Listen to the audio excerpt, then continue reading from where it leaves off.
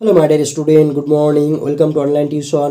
আজ আমি তোমাদের ক্লাস 5-এর 203 নম্বর পেজের যে ঐকিক নিয়মের অঙ্কগুলো রয়েছে সেগুলো সমাধান করব।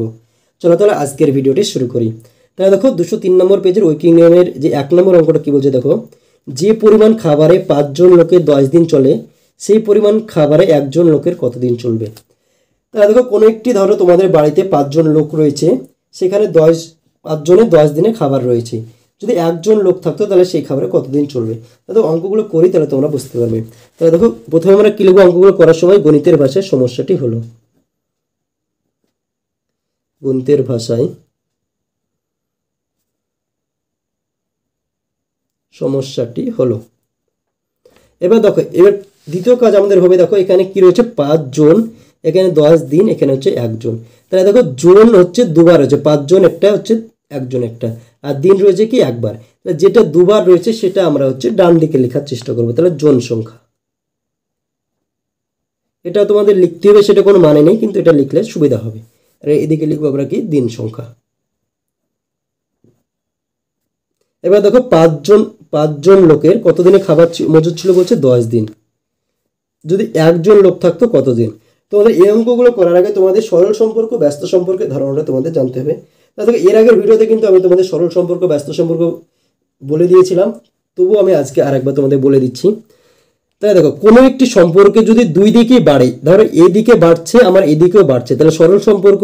আবার যদি কোনো একটি সম্পর্কে এদিকেও কমছে আমার এদিকেও কমছে, তাও কিন্তু আমাদের সরল সম্পর্ক। অর্থাৎ দুই দিকে যদি একই ঘটে, যদি এদিকে বাড়লে এদিকে বাড়বে সরল সম্পর্ক, এদিকে কমলে এদিকেও কমবে সরল সম্পর্ক। কিন্তু যদি কোনো একটি সম্পর্কে একদিকে দেখা যায় এদিক বাড়ছে, তাহলে এদিক কমে যাচ্ছে, অর্থাৎ উল্টো ঘটছে, তাহলে হচ্ছে আমাদের ব্যস্ত সম্পর্ক। অথবা এদিক কমছে এদিক বাড়ছে, তাহলে কিন্তু আমাদের ব্যস্ত সম্পর্ক।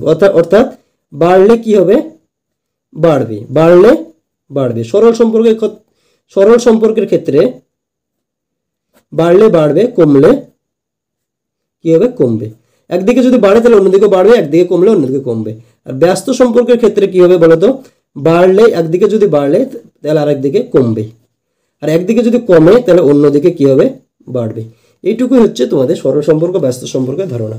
যদি এদিকে বাড়ে তাহলে এদিকেও বাড়বে, আর যদি এদিকে কমে এদিকেও কমবে, সরল সম্পর্ক। যদি এদিকে হচ্ছে বাড়ে এদিকে কমলো, ব্যস্ত সম্পর্ক।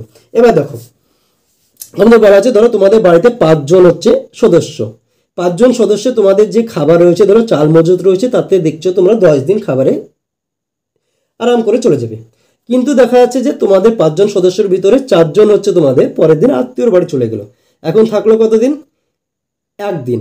দেখো 5 জন লোকের 10 দিন খাবার ছিল, এবারে যদি 1 জন লোক থেকে যায় তাহলে সেই খাবার কি 10 দিন যাবে না বেশি দিন যাবে বলো তো, বেশি দিন যাবে। কারণ হচ্ছে দেখো এই 5 জন যদি তোমরা থাকতে এবং তাহলে 10 দিন তোমাদের খাবারে যেত, কিন্তু এখন তোমাদের কতজন আছে, 1 জন রয়েছে। তাহলে এই 10 দিনের খাবার 5 জনের যেটা চলতে 1 জনের হচ্ছে বেশি দিন চলবে। তাহলে দেখো এখান থেকে আমার 5 থেকে এটা আমাদের কি হয়েছে, 5 থেকে 1 হয়েছে, আমাদের কি হয়েছে এখানে দেখো কমেছে, কি হয়েছে, কমেছে। কিন্তু দেখো এর উত্তরটা আমরা কি পাবো, দেখো 5 জন লোকের 10 দিন, কিন্তু 1 জন লোকের কি হবে, উত্তরটা কিন্তু আমাদের বেশি হবে, কি হবে, বাড়বে।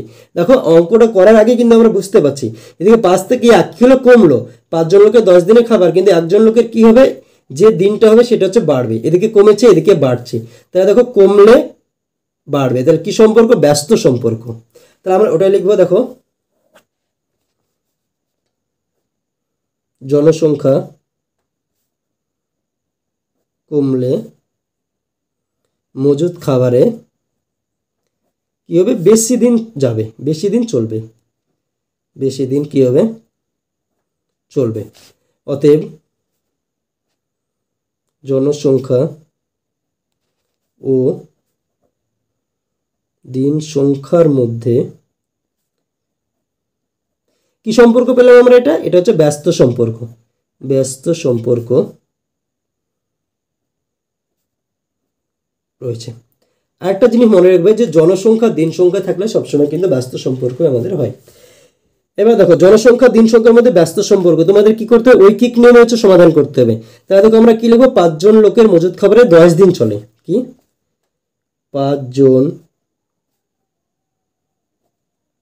লোকের মজুদ খাবারে কতদিন, 10 দিন চলে। তাহলে দেখো 1 জন লোকের একজন লোকের মজুদ খাবারে, দেখো 5 জন লোকের মজুদ খাবারে 10 দিন চলে, তাহলে একজন লোকের মজুদ খাবারে কি হবে, বেশি দিন চলবে। যদি বেশি হয় তাহলে সবসময় আমাদের গুণ হয়, তোমাদের এটা মনে রাখতে হবে। এখানে কত রয়েছে 10 গুণিত এইখানে যে সংখ্যাটা রয়েছে এটার সাথে গুণ হবে 5, তাহলে 5 দশক কত 50 দিন। তাহলে দেখো 5 জন লোকে 10 দিন চলছিল, কিন্তু একজন লোক যদি হয়ে যায় সেই খাবারে কতদিন চলবে 50 দিন। তাহলে দেখো এদিকে আমার কমেছিল, উত্তরটা কি বলেছিলাম আমি, এখানে বাড়বে, উত্তরটা আমার কি হলো 50। দেখো 10 এখানে 10 ছিল, এখানে হচ্ছে 50 হয়ে গেল, তাহলে বাড়লো। তাহলে অতএব আমরা কি লিখতে পারি, অতএব দিয়ে সেই পরিমাণ খাবারে একজনের কতদিন চলবে, তাহলে সেই পরিমাণ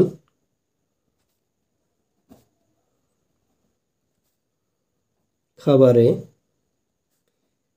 একজনের 50 দিন চলবে। তাহলে দেখো 1 নম্বর অঙ্কটা কিন্তু আমাদের হয়ে গেল। 2 নম্বর অঙ্কটা কি বলছে দেখো, 5 জন লোক 4 দিনে গ্রামের পুকুর পরিষ্কার করার কাজ নিয়েছে, একজন লোক ওই পুকুর পরিষ্কারের কাজ কত দিনে করবে। দেখো একই রকম অঙ্ক, এখানে কি জনসংখ্যা দিন সংখ্যা জনসংখ্যা একই রকম, আমরা কি করবো জনসংখ্যা দিন সংখ্যা একই রকম। তাহলে দেখো অঙ্কটা করি, দেখো 2 নম্বর গণিতের ভাষায় সমস্যাটি হলো,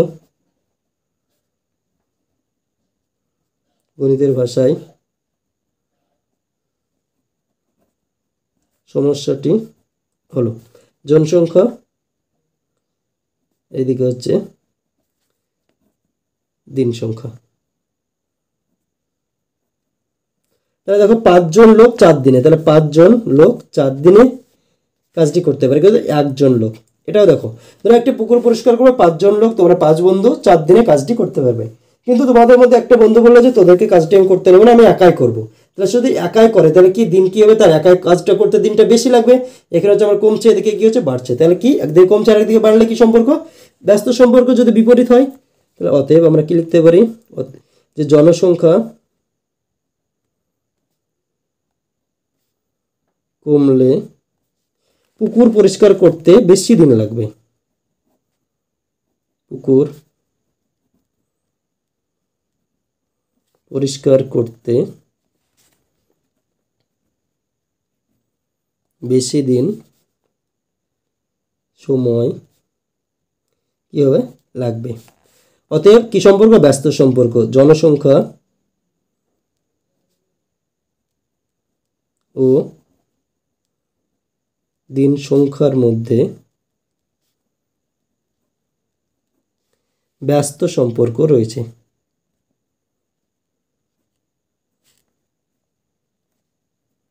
ব্যস্ত সম্পর্ক রয়েছে। তাহলে দেখো ঐকিক নিয়মে 5 জন লোকে পুকুর পরিষ্কার করে কত দিনে, 4 দিনে। তাহলে 5 জন লোক পুকুর পরিষ্কার করে কত দিনে, 4 দিনে। এবার কতদিন এখানে কি রয়েছে, একজন লোক, তাহলে একজন লোক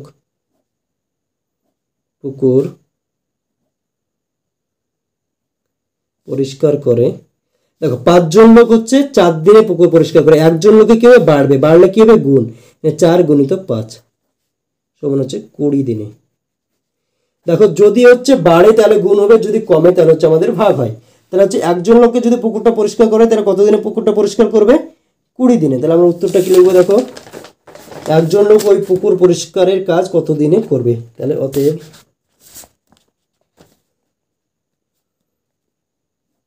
একজন লোক ওই পুকুর পরিষ্কারের কাজ, উত্তর কত আসলে আমাদের 20 দিনে করবে। তাহলে দেখো 2 নম্বর অঙ্কটা কিন্তু আমাদের হয়ে গেল। 3 নম্বর অঙ্কটা কি বলছে দেখো, 12 জন লোক একটি রাস্তা 21 দিনে সারাতে পারে, সেই রাস্তা 1 দিনে সারাতে কতজন লোক প্রয়োজন। 12 জন লোক একটি রাস্তা হচ্ছে 21 দিনে সারাতে পারে, সেই রাস্তা 1 দিনে। এখানে দেখো দিন সংখ্যা এখানে একটা এখানে একটা, জনসংখ্যা কি হচ্ছে একটা, আর দিন সংখ্যা কটা রয়েছে দুটো। তাহলে দিন সংখ্যাটা আমরা হচ্ছে প্রথমে লিখবো, জনসংখ্যাটা হচ্ছে আমরা শেষের দিকে লিখবো। তাহলে হচ্ছে 3 নম্বর অঙ্ক গণিতের ভাষায়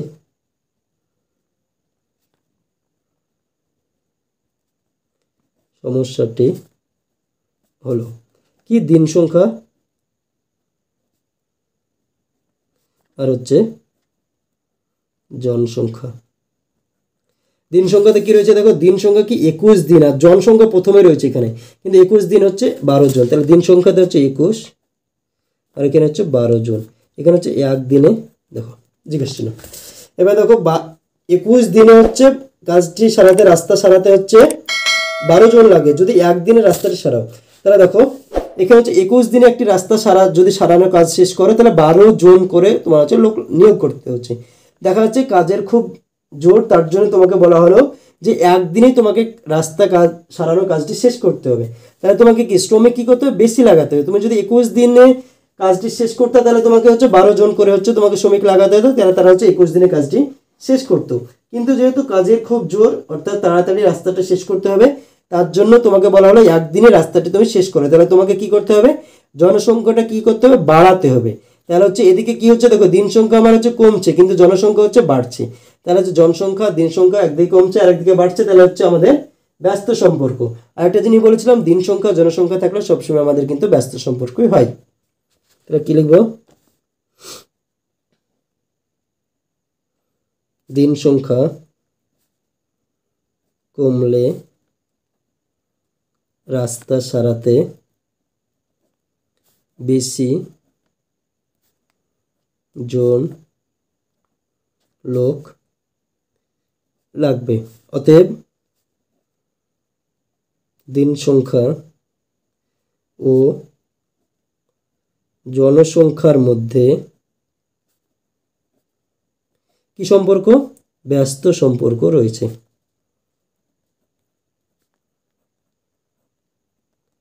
তাহলে দেখো সম্পর্কটা লেখা হয়ে গেল। এবার হচ্ছে ঐকিক নিয়ম আমাকে করতে হবে, তাহলে আমরা কি লিখবো, 21 দিনে রাস্তা সারাতে হলে 12 জন করে প্রতিদিন লোক নিয়োগ করতে হবে, তাহলে কি লিখবো, ওটাই লিখবো আমরা, 21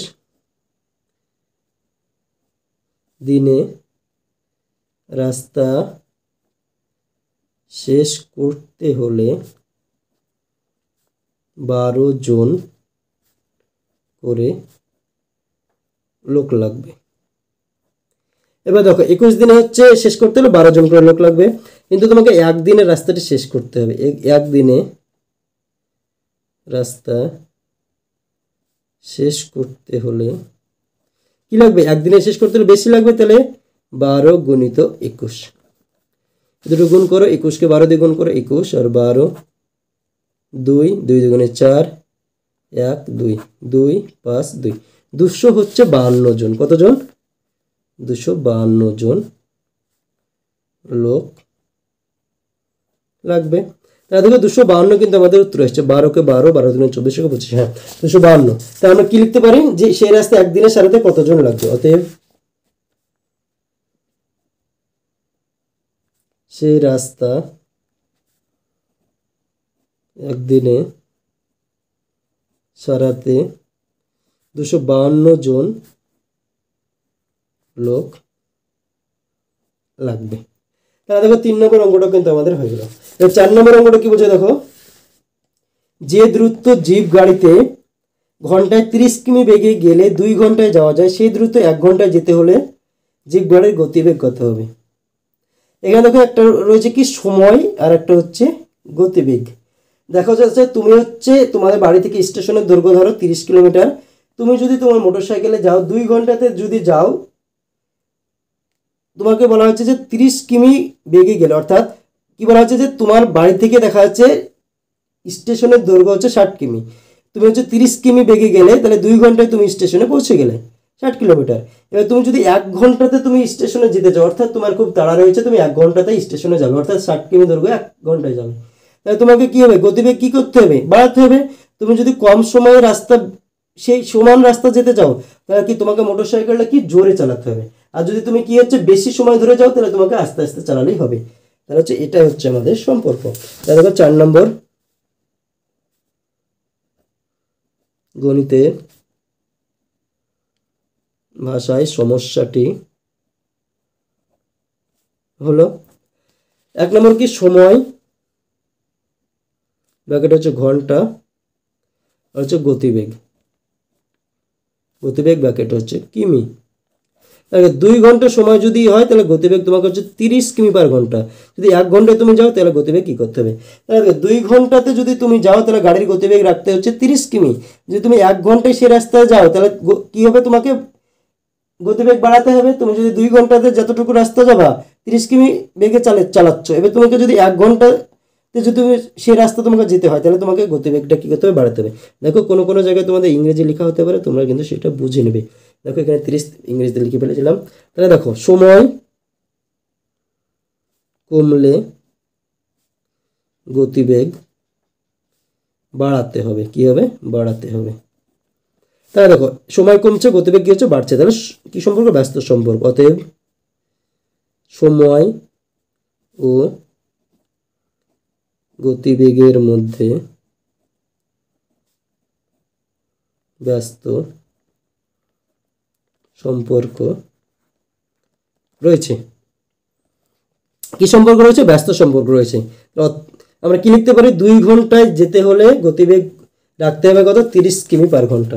এখানে দেখো কি লিখতে পারি আমরা? 2 ঘন্টায় 30 কিমি গতিবেগে গেলে 2 ঘন্টা সময় লাগে। 2 ঘন্টায় যেতে হলে গাড়ির গতিবেগ হবে 30 কিমি পার ঘন্টা। যদি 1 ঘন্টায় যেতে হয়, কি 1 ঘন্টায় যেতে হলে গাড়ির গতিবেগ হবে, গাড়ির গতিবেগ কত হবে? 1 ঘন্টায় যদি সে দ্রুত যায় তাহলে কি হবে? তোমাকে গতিবেগ বাড়াতে হবে।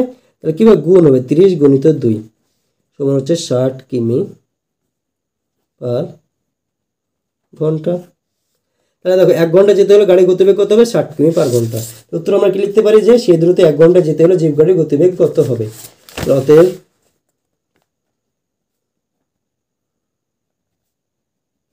সেই দূরত্ব 1 ঘন্টায় যেতে হলে জিপ গাড়ির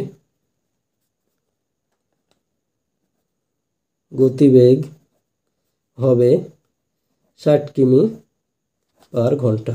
অর্থাৎ 1 ঘন্টাতে হচ্ছে 60 কিমি গতিবেগে কিন্তু জিপ গাড়িটা তখন আমাকে চালাতে হবে। এবার দেখো 5 নম্বর অর্থাৎ শেষ অঙ্ক কি বলছে? দেখো 6টি লাঙল দিয়ে কিছু জমি চাষ করতে 4 দিন সময় লাগে। 1টি লাঙল দিয়ে ওই জমি চাষ করতে কতদিন সময় লাগবে? দেখো একই রকম লাঙল সংখ্যা ডবল রয়েছে, তাহলে আমরা প্রথমে লাঙল সংখ্যা লিখবো, পরে হচ্ছে দিন সংখ্যা। 5 নম্বর অঙ্ক, গণিতের ভাষায়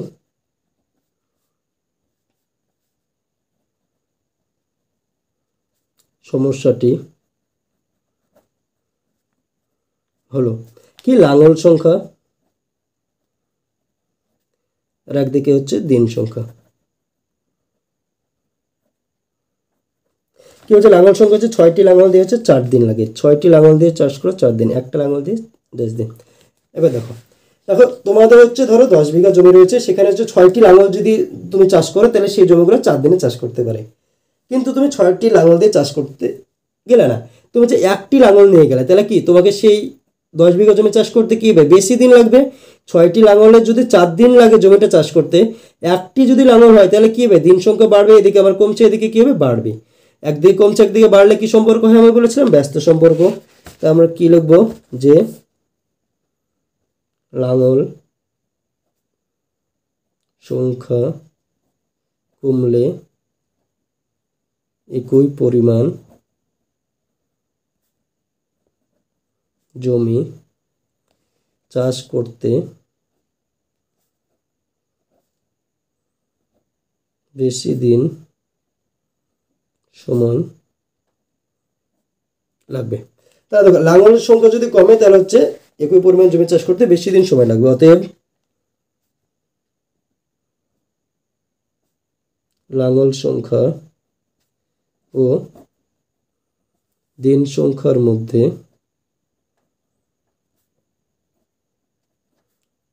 ব্যস্ত সম্পর্ক রয়েছে। তাহলে দেখো 6টি লাঙল আমরা কি লিখতে পারি? 6টি লাঙল জমি চাষ, 6টি লাঙলের জমি চাষ করতে সময় লাগে কতদিন? 4 দিন। 6টি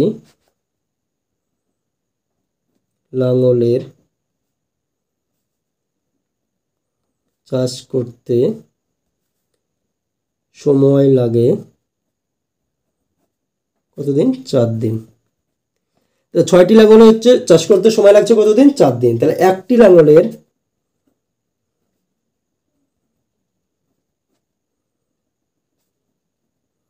চাষ করতে সময় লাগে, তাহলে দেখো 6টি লাঙল হচ্ছে 4 দিন লাগে, তাহলে একটি লাঙলের কি হবে? বেশি দিন লাগবে, তাহলে 4 গুণিত 6, বেশি হলে গুণ, তাহলে 24 দিন। তাহলে আমরা কি করবো? উত্তরটা আমরা লিখবো কি, একটি লাঙল দিয়ে ওই জমি চাষ করতে কতদিন সময় লাগবে। অতএব একটি লাঙল দিয়ে ওই জমি চাষ করতে